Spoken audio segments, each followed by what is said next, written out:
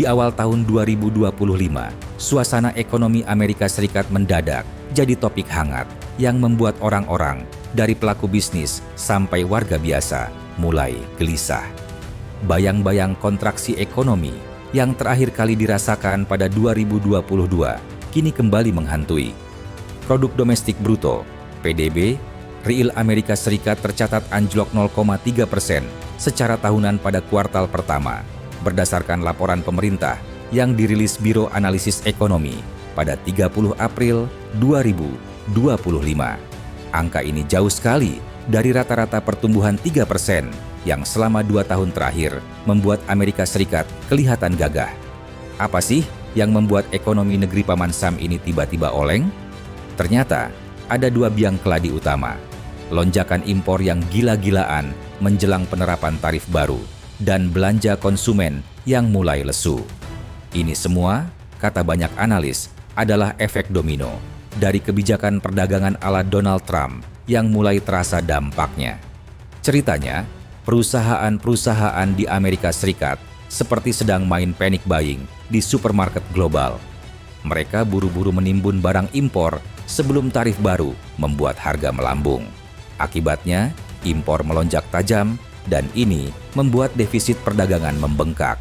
Laporan Biro Analisis Ekonomi mengatakan, ekspor neto malah nyumbang pengurangan hampir 5 poin persentase ke PDB, rekor terburuk yang pernah ada. Bayangkan, ini seperti tim basket bintang tiba-tiba kebobolan parah di kuartal pertama. Perusahaan-perusahaan memang lagi berusaha menyelamatkan diri, tapi langkah ini justru membuat neraca perdagangan Amerika Serikat keteteran. Di sisi lain, belanja konsumen yang biasanya jadi penyelamat ekonomi Amerika Serikat karena nyumbang 2/3 PDB, kali ini cuma tumbuh 1,8%. Ini adalah laju paling lambat sejak pertengahan 2023. Orang-orang mulai hemat, dompet mereka udah menipis, apalagi dengan harga barang yang mulai naik gara-gara ketidakpastian tarif. Bayangkan, kalau biasanya orang Amerika asik belanja di mall atau online, sekarang mereka mikir 2 kali sebelum check out keranjang belanjaan. Maklum, inflasi yang masih mengintai plus ketakutan akan harga barang yang bakal makin mahal membuat banyak orang ngerem pengeluaran. Tapi, tidak semua kabar buruk kok. Ada sedikit sinar harapan dari sektor bisnis. Pengeluaran untuk peralatan, seperti pesawat dan komputer, ternyata melonjak dengan laju tercepat sejak 2020. Ini artinya, meski ekonomi lagi goyah, beberapa perusahaan masih pede buat investasi besar. Mungkin mereka lihat peluang di tengah kekacauan, atau cuma pengen upgrade teknologi sebelum semuanya jadi lebih mahal. Apapun itu, ini jadi semacam penutup luka di tengah laporan ekonomi yang membuat dahi berkerut. Kebijakan tarif yang digaungkan Trump memang jadi pusat perhatian.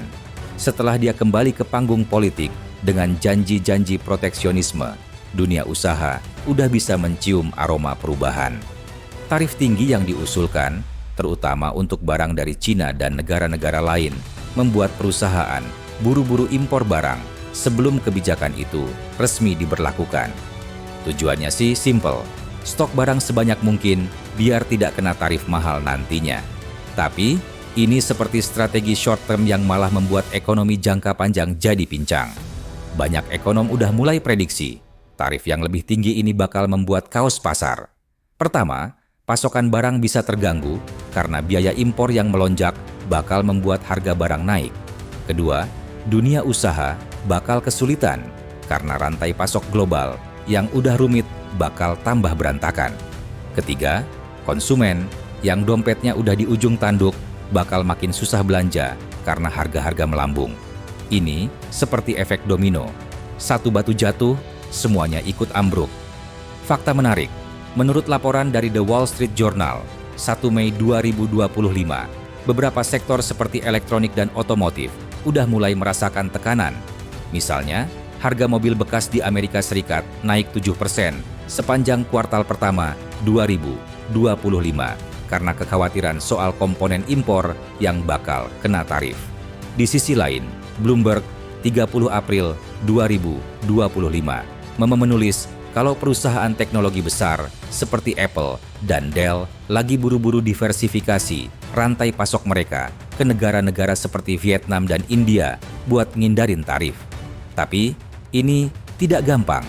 Pindahin rantai pasok itu butuh waktu, uang, dan koordinasi yang tidak main-main.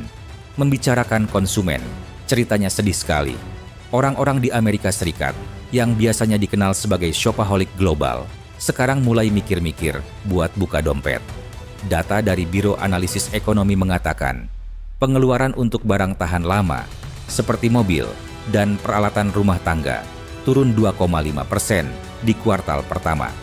Ini sinyal kalau orang-orang tidak cuma ngerem belanja, tapi juga mulai khawatir soal masa depan. Ada apa sih? Pertama, inflasi yang masih bandel. Meski udah turun dari puncaknya di 2022, harga barang dan jasa masih lebih tinggi dari yang orang-orang harapkan. Kedua, suku bunga yang tinggi membuat pinjaman, seperti kredit mobil atau hipotek, jadi makin mahal. Ketiga, ketidakpastian soal tarif membuat orang takut harga barang bakal naik lagi. Jadi, banyak yang milih save now, spend later. Menurut survei dari Morning Consult, 28 April 2025, 62% warga Amerika Serikat mengatakan mereka khawatir soal kenaikan harga barang sehari-hari, seperti bahan makanan dan bensin dalam 6 bulan ke depan. Ini angka tertinggi sejak awal pandemi. Banyak juga yang mengatakan mereka udah mulai beralih ke merek yang lebih murah atau malah potong anggaran buat makan di luar. Bayangkan, restoran-restoran di kota-kota besar seperti New York dan Los Angeles lapor kalau pengunjung turun 15% dibandingkan tahun lalu. Ini membuat sektor jasa yang biasanya kuat mulai goyah. Di tengah badai ini, sektor bisnis yang investasi di peralatan membuat orang bertanya-tanya, apa mereka tahu sesuatu yang kita tidak tahu? Lonjakan pembelian pesawat dan komputer itu seperti oase di tengah gurun.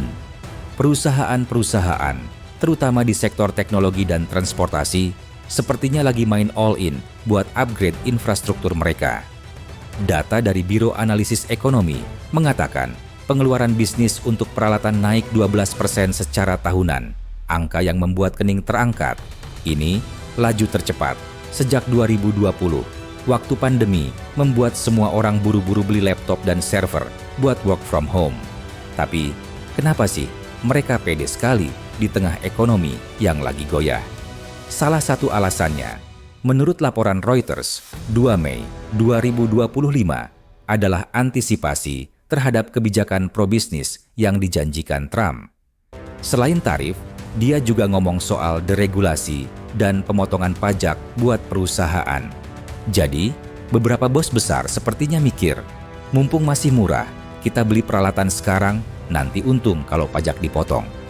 Contohnya, Boeing lapor kalau pesanan pesawat komersial naik 20% di kuartal pertama.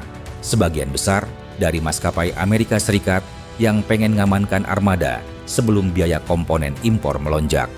Di sisi teknologi, perusahaan seperti Intel dan AMD juga lagi gila-gilaan investasi di peralatan manufaktur buat chip. Mungkin karena takut rantai pasok global bakal makin kacau. Tapi, ini cuma satu sisi cerita. Tidak semua bisnis seoptimis itu. Sektor retail dan manufaktur kecil, misalnya, lagi ketar-ketir. Asosiasi Manufaktur Nasional, 6, mengatakan di laporan terbaru mereka, 29 April 2025, kalau 70% perusahaan kecil khawatir soal kenaikan biaya bahan baku gara-gara tarif. Mereka tidak punya dana sebesar raksasa teknologi buat nimbun stok atau diversifikasi pasokan. Jadi, sementara yang besar-besar masih bisa nyanyi, yang kecil-kecil udah mulai megap-megap. Membicarakan tarif, ini benar-benar seperti bom waktu. Trump dengan gaya khasnya yang tidak pelan-pelan, ngotot terapin tarif tinggi buat barang impor, terutama dari Cina, Meksiko, dan Kanada. Dia mengatakan ini buat lindungin pekerja Amerika Serikat dan bawa pulang lapangan kerja. Tapi di lapangan, ceritanya beda. Tarif ini membuat harga barang naik, dan yang kena imbas pertama adalah konsumen. Misalnya, menurut Forbes, 1 Mei 2025, harga rata-rata elektronik konsumen seperti TV dan ponsel udah naik 8% sejak awal tahun. padahal tarif baru belum sepenuhnya diberlakukan. Bayangkan, kalau tarif 25% buat barang Cina beneran jalan, bisa-bisa harga iPhone baru membuat dompet menjerit. Efeknya tidak cuma di harga. Rantai pasok global yang udah rapuh sejak pandemi, sekarang seperti lagi main Jenga di tengah badai. Banyak perusahaan Amerika Serikat bergantung pada komponen impor, mulai dari chip komputer sampai suku cadang mobil. Kalau tarif membuat komponen ini mahal, biaya produksi ikut naik, dan akhirnya harga jual ke konsumen juga melambung. Data dari Supply Chain Dive 30 April 2025 mengatakan 45% perusahaan manufaktur Amerika Serikat udah lapor gangguan pasokan di kuartal pertama, dan separuhnya mengatakan mereka tidak siap kalau tarif beneran diberlakukan. Yang lebih ngeri, tarif ini bisa picu perang dagang. Cina, misalnya, udah ancam balas dendam dengan tarif buat barang Amerika Serikat, seperti kedelai dan daging babi. Kanada dan Meksiko juga tidak tinggal diam. Keduanya mengatakan mereka siap mengenakan tarif balasan buat produk Amerika Serikat kalau Trump tidak main cantik. Menurut The Economist, 3 Mei 2025, perang dagang ini bisa nyusutkan perdagangan global sampai 7% dalam 2 tahun ke depan. Ini artinya, tidak cuma Amerika Serikat yang bakal batuk, tapi ekonomi dunia juga ikut kena flu.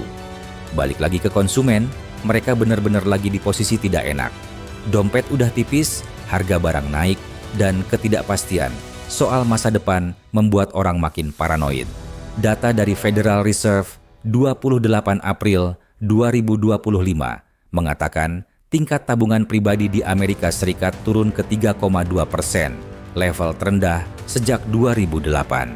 Artinya, orang-orang sudah tidak punya banyak cadangan buat hadapi guncangan ekonomi. Kalau harga barang terus naik, banyak yang bakal terpaksa potong pengeluaran atau bahkan pinjem uang buat kebutuhan sehari-hari. Dengan suku bunga hipotek yang masih tinggi, rata-rata 7,1% menurut Freddie Mac, 2 Mei 2025.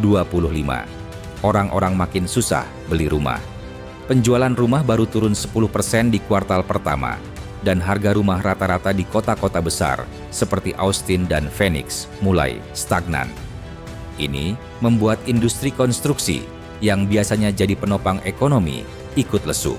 Tukang kayu, kontraktor, sampai penjual furnitur, semuanya mulai merasakan dampaknya. Bukan cuma itu, sektor jasa yang biasanya kuat juga mulai goyah. Restoran, bioskop, dan tempat hiburan lapor kalau pengunjung turun drastis. Menurut Yelp, 1 Mei 2025, reservasi restoran di kota-kota besar turun 18% dibandingkan tahun lalu. Orang-orang lebih milih masak di rumah atau nonton Netflix daripada keluar uang buat hiburan. Ini sinyal kalau kepercayaan konsumen lagi anjlok, dan ini bahaya sekali buat ekonomi yang bergantung pada belanja warganya. Di tengah semua kekacauan ini, ada yang mengatakan pemerintah bisa ngerem kerusakan kalau bertindak cepat. Misalnya, Federal Reserve bisa pangkas suku bunga buat dorong belanja dan investasi. Tapi, masalahnya inflasi masih bandel, dan pemotongan suku bunga bisa membuat harga barang malah makin liar. Pilihan lain, Trump bisa melunak soal tarif, tapi ini seperti minta matahari terbit dari barat. Tidak mungkin sekali dengan gaya dia yang keras kepala. Kalau mau realistis, solusi jangka pendek mungkin ada di tangan bisnis dan konsumen sendiri. Perusahaan bisa coba efisiensi, seperti cari pemasok lokal atau optimasi operasional buat tekan biaya. Konsumen, di sisi lain, bisa lebih pintar kelola anggaran, misalnya beralih ke barang substitusi yang lebih murah. Tapi, ini cuma solusi sementara. Kalau tarif dan perang dagang terus berlanjut, ekonomi Amerika Serikat bisa masuk resesi beneran, dan itu bakal membuat semua orang, dari Wall Street sampai pedagang kaki lima, ikut menderita. Meski situasinya kelihatan suram, ada beberapa titik terang. Pertama, investasi bisnis di peralatan tadi menunjukkan kalau tidak semua orang pesimis. Kedua, tenaga kerja Amerika Serikat masih kuat. Data dari Biro Statistik Tenaga Kerja 30 April 2025 mengatakan pengangguran cuma 3,9%, angka yang masih sehat. Artinya, orang-orang masih punya penghasilan meski dompet mereka lagi seret. Ketiga, inovasi teknologi, terutama di AI dan energi terbarukan, masih jadi penutup luka. Perusahaan seperti Tesla dan Nvidia lapor pertumbuhan 2 digit di kuartal pertama. Bukti kalau sektor tertentu masih bisa lari kencang meski ekonomi lagi jogging. Kedepan, banyak ekonom prediksi kuartal kedua 2025 bakal jadi penentu. Kalau tarif beneran diberlakukan dan perang dagang pecah, kontraksi bisa makin dalam. Tapi, kalau Trump bisa nego dengan mitra dagang, atau Fed membuat keajaiban dengan kebijakan moneter, mungkin ekonomi Amerika Serikat bisa balik ke jalur pertumbuhan. Yang jelas, buat warga biasa, sekarang waktunya memegang dompet erat-erat sambil berdoa supaya badai ini cepat berlalu.